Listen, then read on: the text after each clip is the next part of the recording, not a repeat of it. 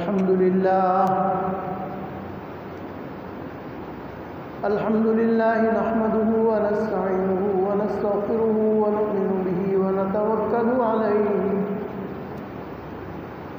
ونعوذ بالله من شرور أنفسنا ومن سيئات أعمالنا من يهده الله فلا مضل له ومن يضلل فلا هادي له ونشهد أن لا إله إلا الله وحده لا شريك له ونشهد أن سيدنا وسندنا ومولانا محمدا عبده ورسوله صلى الله تعالى عليه وعلى آله وأصحابه أجمعين أما بعد فأعوذ بالله من الشيطان الرجيم بسم الله الرحمن الرحيم ربنا وابعث فيهم رسولا منهم يتلو عليهم آياتك ويعلمهم الكتاب والحكمة ويزكيهم إنك أنت العزيز الحكيم صدق الله العظيم.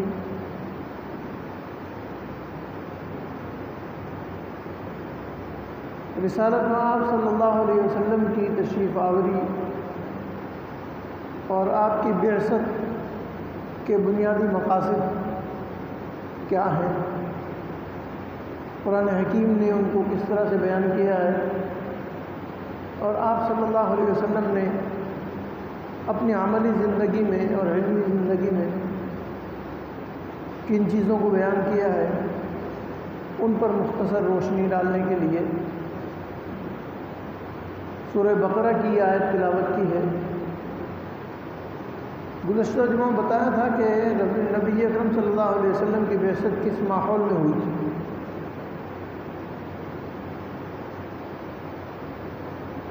دنگے اور فساد کا ماحول، فتنے اور فساد کا ماحول،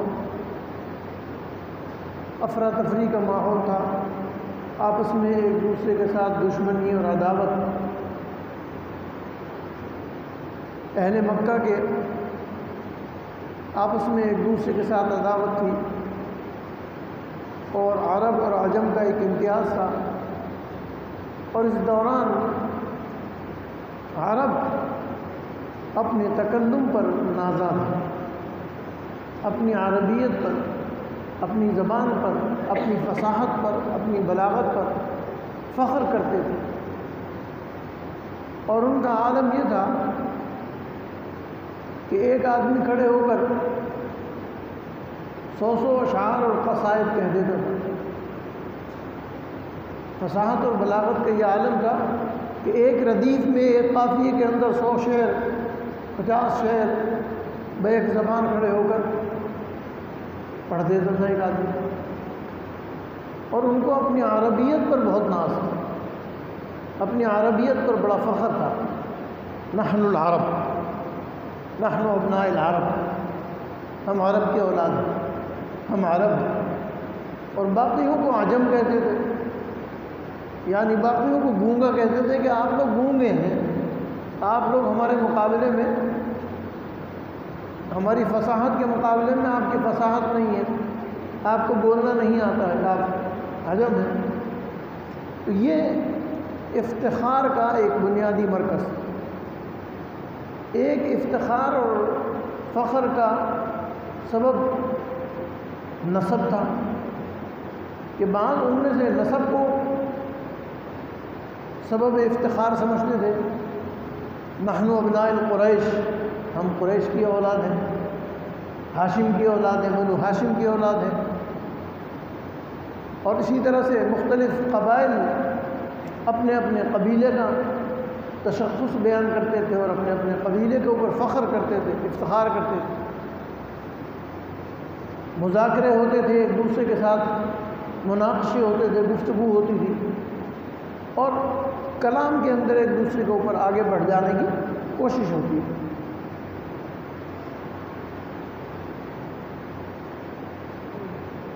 ایسے میں اللہ تعالیٰ نے نبی اکرم صلی اللہ علیہ وسلم کو مبعوث فرمایا، اور آپ کی آمد پر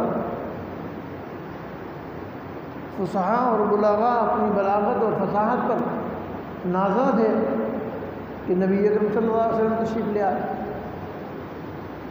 اور آپ صلی اللہ علیہ وسلم پر جب وحی کا آغاز ہوا تو وحی کے الفاظ اور وحی کے کلمات اتنے فصیح و بلیغ تھے کہ صلحاء عرب، بلغاء عرب، شعراء عرب اس جیسا متوازن کلام لانے پر قادر نہیں تھے۔ کچھ لوگوں کا خیال تو یہ تھا کہ نبی اکرم صلی اللہ علیہ وسلم یہ کلام قدیم لوگوں سے، بنی اسرائیل کے قدیم لوگوں سے لے کر مرتب کرتے ہیں، اساطیر الاولین۔ کچھ لوگوں نے یہ کہا، کچھ لوگوں نے یہ کہا کہ یہ انسانی کلام ہے، کچھ لوگوں نے یہ کہا کہ یہ جنات کا کلام ہے، اور نبی اکرم صلی اللہ علیہ وسلم نے وحی کے نزول کا واقعہ بیان کیا کہ وحی کیسے نازل ہوئی، جبرائیل امین کیسے تشریف لائے، اور انہوں نے آ کر کس طرح سے آیات کریمہ سنائیں۔ جبرائیل امین تشریف لائے اور انہوں نے کہا اقرا، پڑھیے۔ آپ نے فرمایا ما انا بقاری، میں پڑھا ہوا نہیں ہوں۔ پھر انہوں نے معانقہ کیا اور فرمایا اقرا، پھر آپ نے فرمایا ما انا بقاری۔ پھر انہوں نے معانقہ کیا اور فرمایا اقرا بسم ربک الذی خلق۔ اب یہ اقرا مکمل ہو گیا تھا اور معانقہ مکمل ہو گیا تھا، تو آپ صلی اللہ علیہ وسلم نے پڑھنا شروع کر دیا اقرا بسم ربک الذی خلق۔ جیسے جبرائیل نے پڑھا تھا ویسے ہی آپ نے پڑھنا شروع کر دیا۔ یہ تلمذ کا آغاز ہے کہ آپ صلی اللہ علیہ وسلم نے ایک فرشتے کے سامنے، جبرائیل امین کے سامنے ان کی لائی ہوئی آیات کو دہرایا اور تلاوت کی۔ پھر یہ تلاوت آپ نے ام المؤمنین حضرت خدیجہ الکبریٰ رضی اللہ تعالیٰ عنہ کو سنائی، اور ان کے بعد یہی تلاوت آپ نے ابو بکر صدیق رضی اللہ تعالیٰ عنہ کو سنائی۔ پھر حضرت علی کرم اللہ وجہ کو سنائی۔ یہ ابتدائی تین گواہ ہیں، حضرت خدیجہ الکبریٰ پہلی گواہ ہیں، پھر ابو بکر صدیق رضی اللہ تعالیٰ عنہ گواہ ہیں، اور پھر علی کرم اللہ وجہ گواہ ہیں، اور پھر ایک غلام کوئی تھے ان کو سنائی۔ اس طرح سے رسالت میں آپ صلی اللہ علیہ وسلم نے پہلی وحی نقل کی۔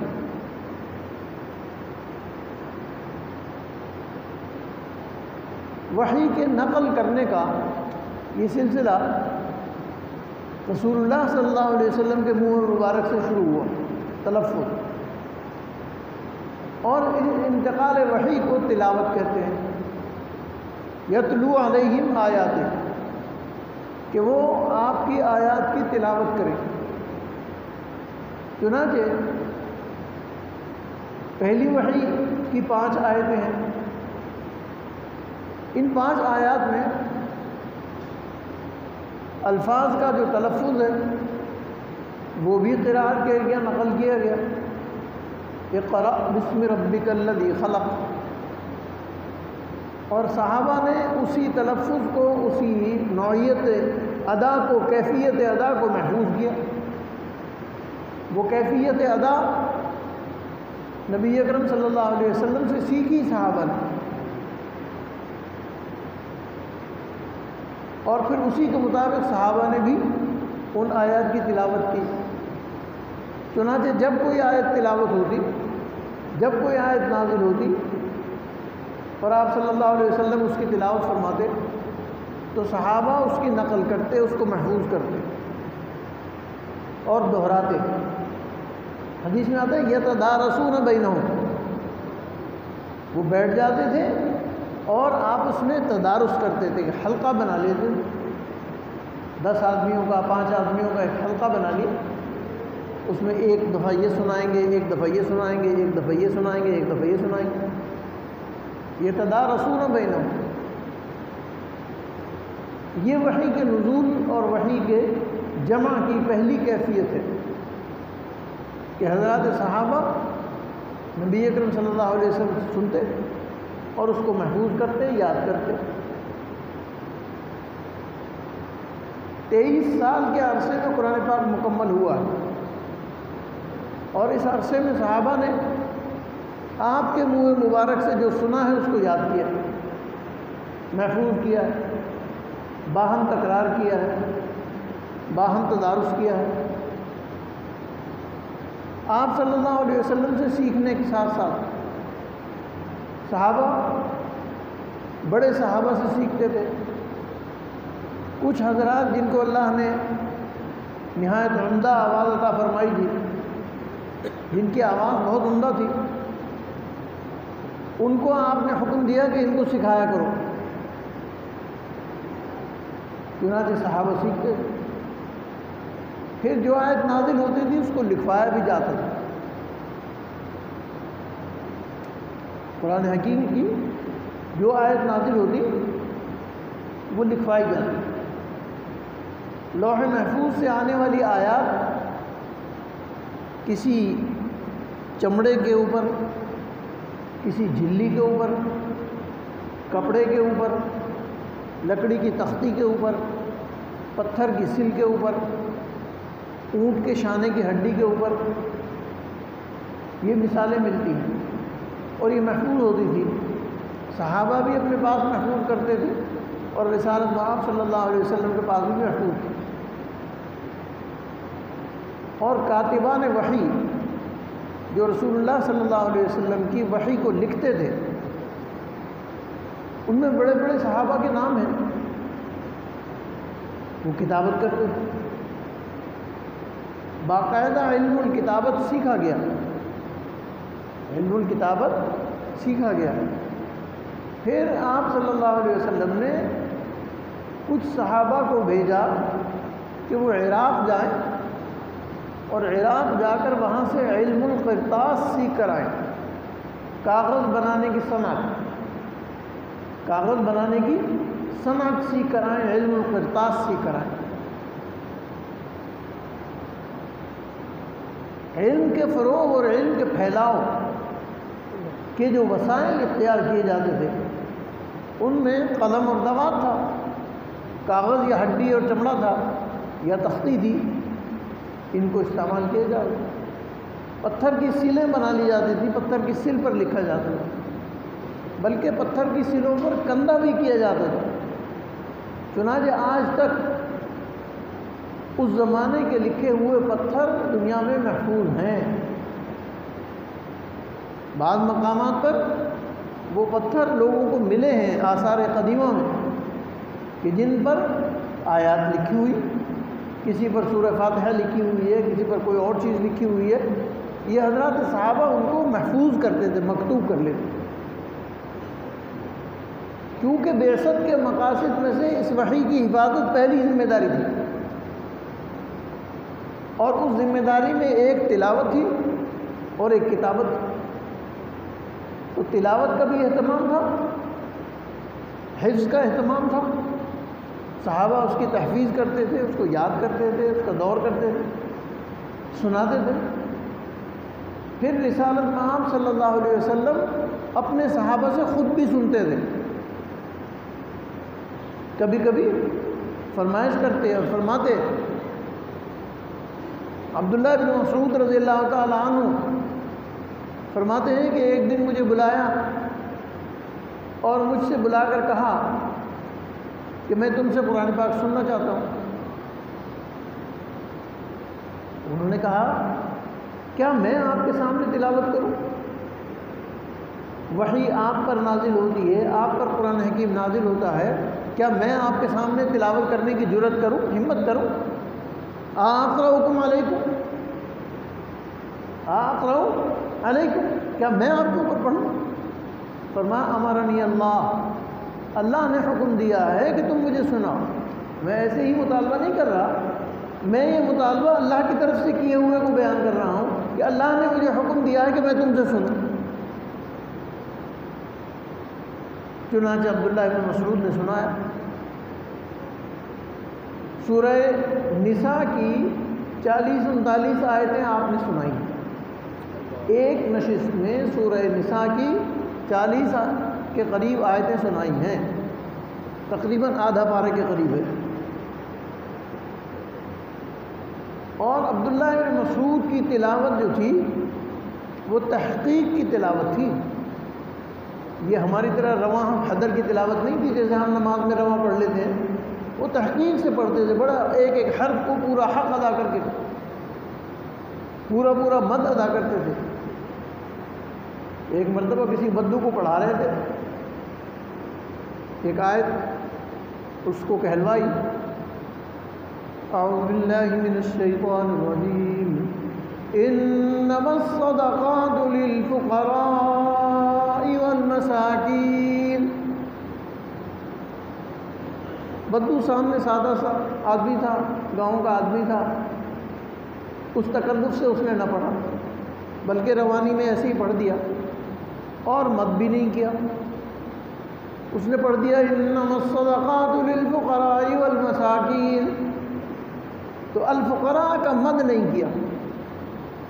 تو عبداللہ بن مسعود کے بارے میں آتا ہے احمرت عیناہ، ان کی آنکھیں سرخ ہو گئیں غصے سے، اور انہوں نے کہا ما ہاکذا اقرأنیہا رسول اللہ صلی اللہ علیہ وسلم، مجھے رسول اللہ صلی اللہ علیہ وسلم نے ایسے نہیں پڑھایا تھا۔ بدو نے پوچھا کیف اقرأ، کہا یا ابا عبداللہ، آپ کو کس طرح سے پڑھایا تھا؟ پھر عبداللہ بن مسعود نے اسی آیت کی دوبارہ تلاوت کی، انما الصدقات للفقراء والمساکین، حدیث میں آتا ہے فمدہا، عبداللہ بن مسعود نے مد کیا پورا پورا۔ آپ غور کیجیے عبداللہ بن مسعود کی تلاوت کا انداز کہ وہ پورے مد کے ساتھ، پورے غنہ کے ساتھ، پورے اخفا کے ساتھ ترتیب سے پڑھ رہے ہیں، اور 40 آیتیں تلاوت کر رہے ہیں سورہ نساء کی، رسالت مآب صلی اللہ علیہ وسلم کی مجلس میں۔ تو رسالت مآب صلی اللہ علیہ وسلم نہایت ذوق سے اور شوق سے قرآن پاک کی تلاوت سنتے تھے، اہتمام سے سنتے تھے۔ ایک مرتبہ ابی بن کعب رضی اللہ تعالیٰ عنہ سے فرمایا، انہوں نے کہا کہ میں آپ کے سامنے تلاوت کروں؟ آپ صلی اللہ علیہ وسلم نے فرمایا امرنی اللہ، اللہ نے مجھے حکم دیا ہے میں تم سے تلاوت سنوں۔ تو انہوں نے اس امر ربی کے بارے میں سوال کیا، اسمانی اللہ، کیا اللہ نے میرا نام لے کر کہا ہے یا ویسے ہی کہا ہے کہ کسی سے سنو؟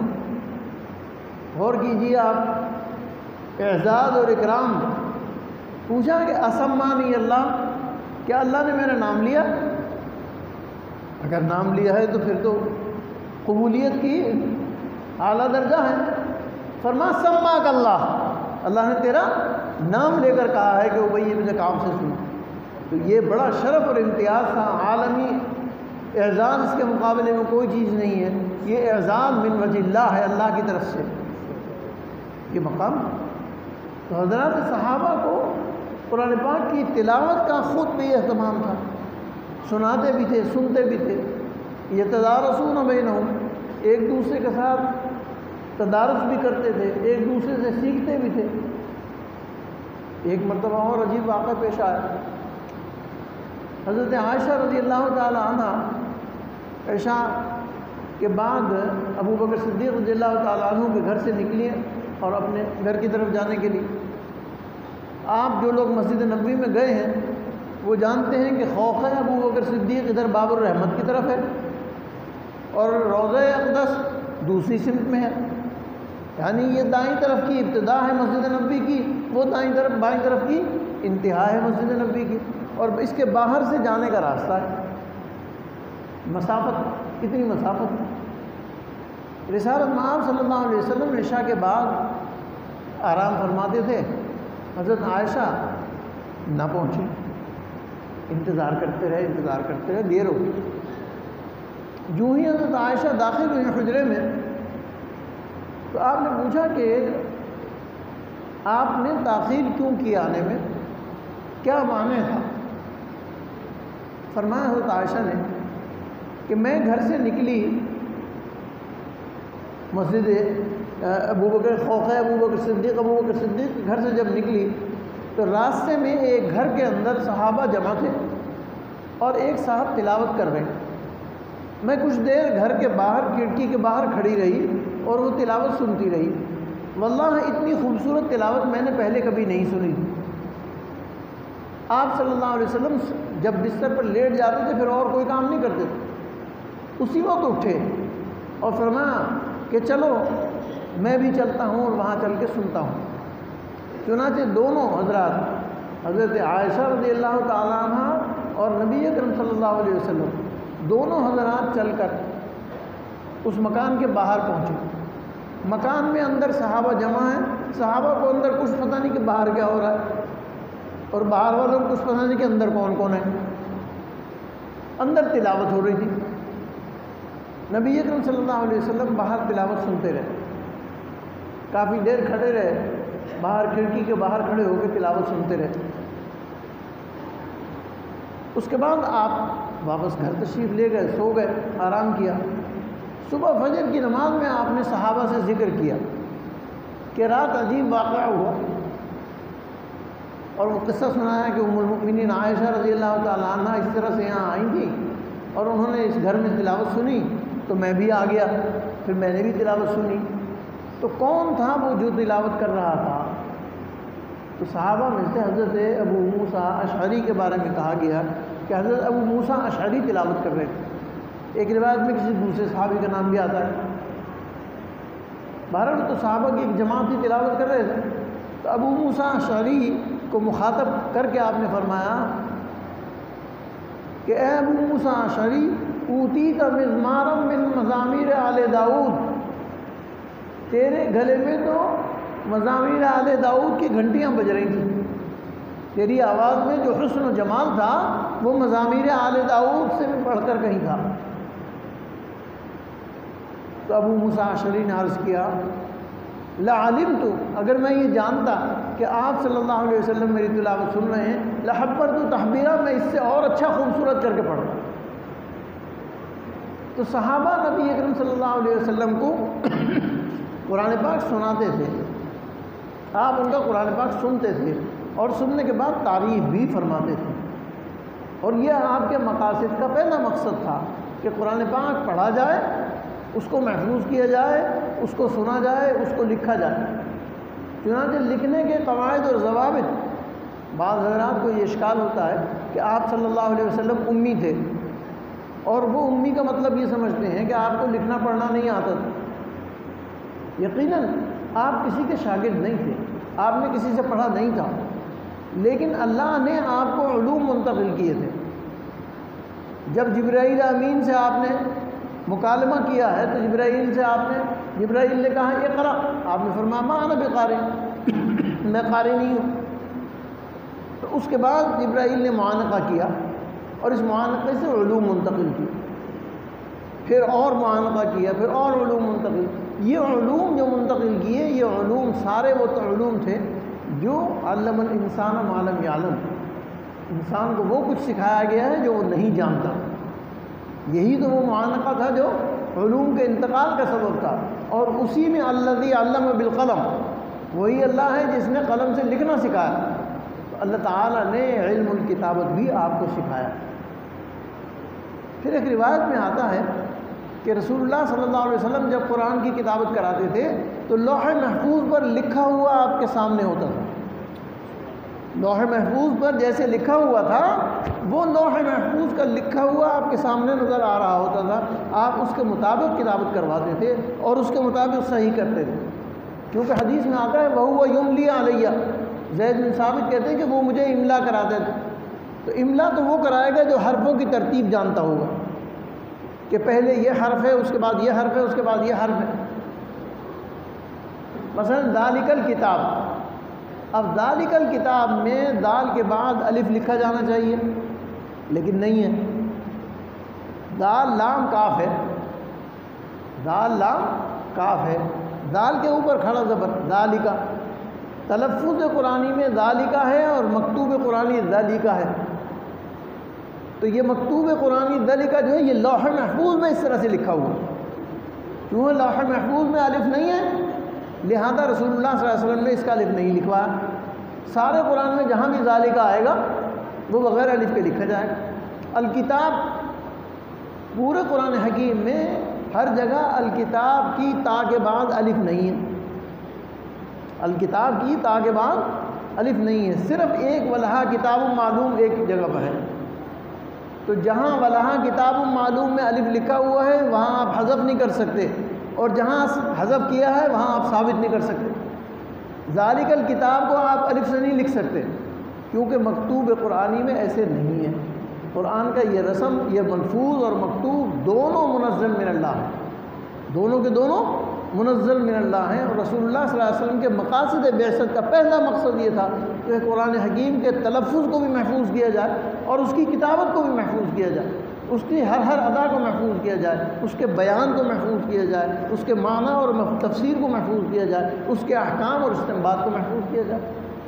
اللہ تعالی ہم سب کو ان مقاصد بعثت کو سمجھنے کی توفیق عطا فرمائے۔ ربنا تقبل منا انک انت السمیع العلیم، ربنا آتنا فی الدنیا حسنۃ وفی الآخرۃ حسنۃ وقنا عذاب النار۔ صلی اللہ تعالی علی خیر خلق محمد و آلہ وسلم۔ سنتیں پڑھیں۔